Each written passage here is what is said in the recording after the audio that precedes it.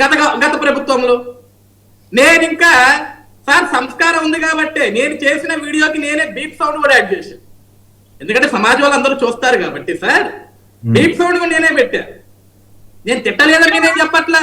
దానికి శేఖర్ ఇక్కడ వచ్చి కమ్మ కార్పొరేషన్లు ఇచ్చారు, నాకు కార్పొరేషన్ ఎప్పుడో ఇచ్చారు. నేను కార్పొరేషన్ ఇవ్వకముందు కూడా ప్రశ్నించాను. నాకు పదవి అడ్డంకి అయితే నాకు ఆ పదవి కూడా అవసరం లేదు. నేను ఓపెన్ గా చెప్తున్నా విషయంలో మా అధినాయకుడిని ఇప్పుడు ఒకటి సార్ రాజకీయం చేస్తే ఇప్పుడు నేనంటే ఆవేశపరుణ్ణో తిట్టాను అనుకోవచ్చు. అంబటి రాంబాబు గారు 40 ఏళ్ల సీనియర్ గా రాజకీయం చేసిన వ్యక్తి కదా, సీనియర్ నాయకుడు కదా, నోట్లో నుంచి ఏమి ఎటువంటి చంపడానికి పోతే ఆవేశం రాకూడదు. కూర్చొని ఆవేశంతో బూతులు చూడొచ్చు. మనుషులే లేకపోతే మనుషులేనా అసలు? కత్తులతో కర్రలతో నరకడానికి పోతే తిట్టకూడదంట. కానీ ఇది మాత్రం ఎక్కడ కూర్చొని బూతులు తిట్టొచ్చంట. దీనికి న్యాయం ఉంది, సపరేట్ రాజ్యాంగం ఉంది. ఎందుకంటే తెలుగుదేశం పార్టీకి సపరేట్ దేశం తీసుకొని సరిపోద్ది. తెలుగుదేశం పార్టీకి సపరేట్ దేశం తీసుకొని సరిపోద్ది. మీకు మీరేమీ ఉన్మాదం, కొట్టచ్చు, కత్తులతో దాడి చేయొచ్చు, కర్రతో దాడి చేయొచ్చు, రాళ్ళతో దాడి చేయొచ్చు.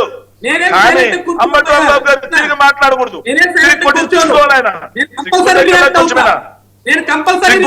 కొంచెమేనా సిగ్గు కొంచెమైనా ఉండాలి. సిగ్గుండాలి సమర్థించుకోవడానికి. మళ్ళీ అంబటి రాంబాబు గారు మాట్లాడితే పూతు, నువ్వు మాట్లాడితే మాట్లాడు శ్లోకమా? అంబటి రాంబాబు గారు మాట్లాడితే పూతు, నువ్వు మాట్లాడితే సుమతి శతకమా? వేమన శతకమా? వేమన పద్యాలా? భగవద్గీత శ్లోకాలా? నువ్వే ఫోన్ చేసావు. మా ప్రభుత్వం వచ్చిన కొత్తలో నువ్వే నాకు ఫోన్ చేసావు శేఖర్. నువ్వే నాకు ఫోన్ చేసావు. ఏం చేశారా? నీకు ఇక మీ వాళ్ళందరికీ కామెడీ అయిపోయిందా? మీ వాళ్ళకి ఇదంతా కామెడీ అయిపోయింది. మీకు కామెడీ సిగ్గు ఎక్కువ లేదు. మీకు కామెడీ అయిపోయింది. మీ ప్రతి ఒక్కరు ఇదో చెప్పుకోవడం. అసలు నీ మొహం నేను చూశానని ఎవడో నాకు తెలుసా? నీ మొహం నేను చూశానని ఎవడో నాకు తెలుసా? నీ ఒకడికి ఇంకోటికి సమాధానం చెప్పుకోవడం చేత. నువ్వు ఫోన్ చేశావు, నువ్వు మాట్లాడావు. మీ తెలుగుదేశం పార్టీలో నేను ఎవరితో మాట్లాడా నిరూపించాను. తెలుగుదేశం పార్టీలో నేను ఎవరికి ఫోన్ చేశాను నిరూపించు.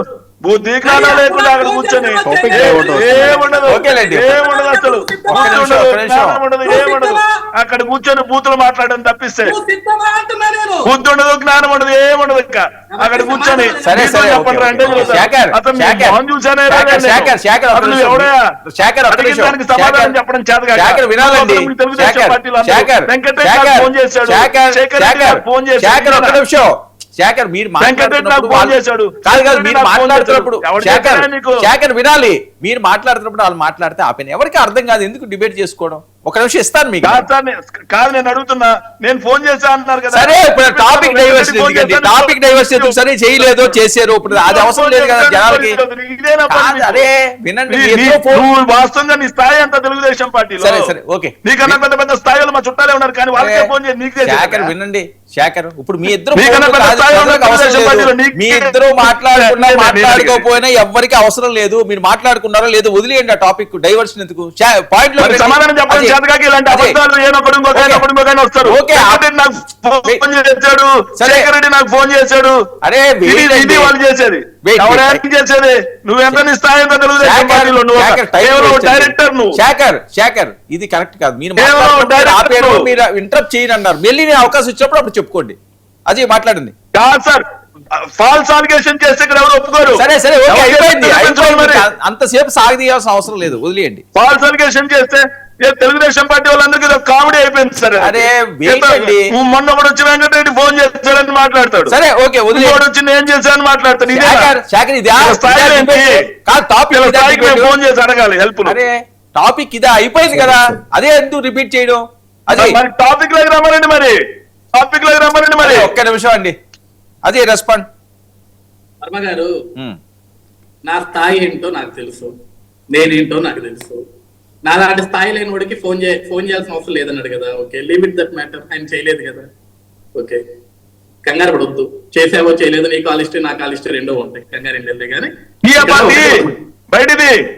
సరేలేండి.